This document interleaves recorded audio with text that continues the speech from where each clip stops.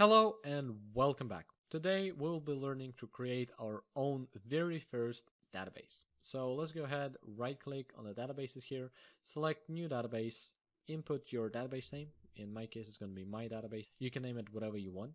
And let's go ahead through the menus, just try to understand what's inside here. So the logical name of your database and database log is displayed here. The file type, file group, initial size, and autogrowth is something that might come in handy. Because initial size you might want to put higher if it's going to be a very large database, and then you can limit the maximum size of the database so it doesn't take too much space. And then it's just the path and the file name, just some Windows stuff in here.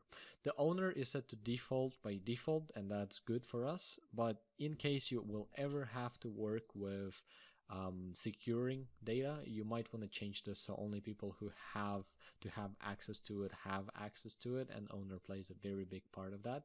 Then we have the options menu, which basically consists of a huge amount of different properties that you can set to be true or false or specific values. And I will not go in depth in here because very few people will actually need to change this.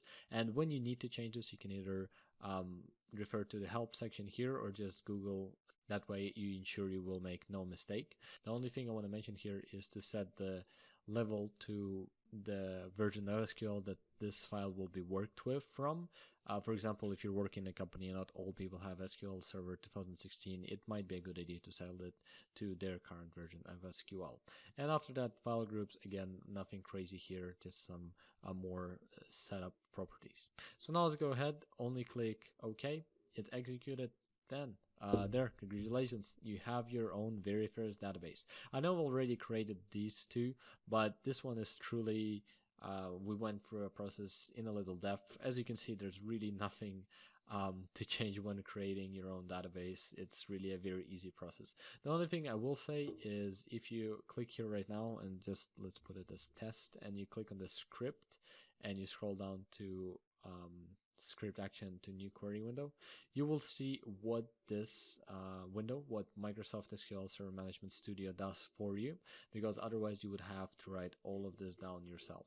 Basically, you would not have to write all of this down yourself because this is all the different parameters and in-depth options that you might set, but you would basically have to write this one yourself pretty much every time. So let's go ahead, close it.